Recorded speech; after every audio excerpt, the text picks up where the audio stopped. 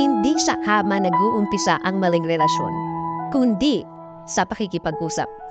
Medyo matapang ang monologue natin today at alam kong marami ang tataas ang kilay kapag nilabas ko na to. Tataas ang kilay hindi dahil sa nagdududa, kundi tataas ang kilay kasi gustong malaman saan pupunta ang mga sasabihin ko sa title natin ngayon. Totoo naman, ang mga maling relasyon ay hindi sa kama nagsisimula, kundi sa isang pag-uusap. Lahat naman yan nagsisimula sa isang pag-uusap. Pag-uusap na pwede namang hindi nadugtungan pa eh. Pag-uusap na hindi naman pinlano pero naganap at hindi sinasadya ang lahat.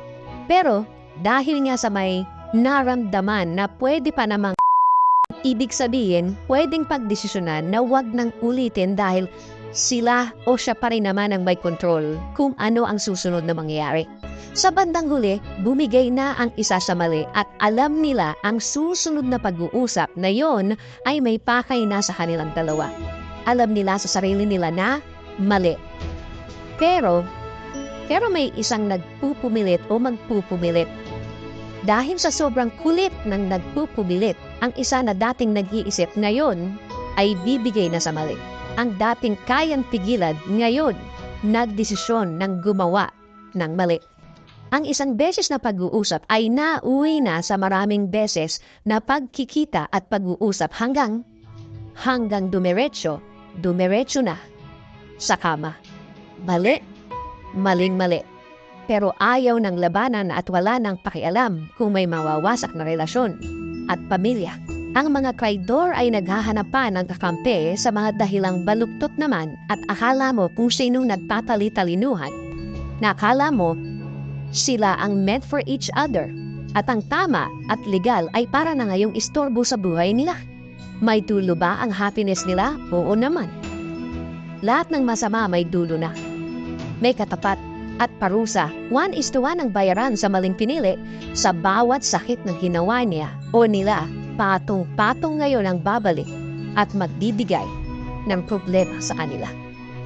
Ngayon, mas mabigat dahil may mga batang iiyak at isang puso na nagmahal ng tunay ay mandurusa.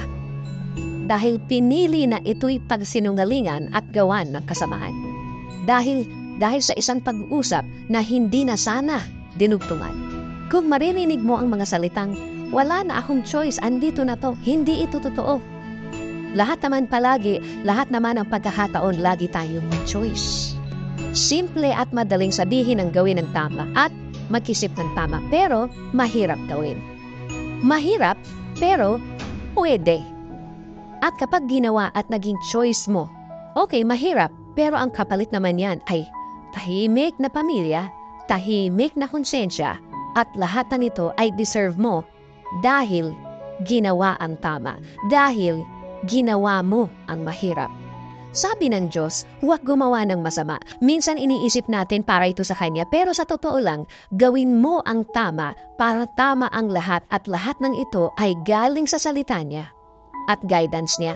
Sabi nga sa Philippians 4:13, I can do all things through Him who strengthens me.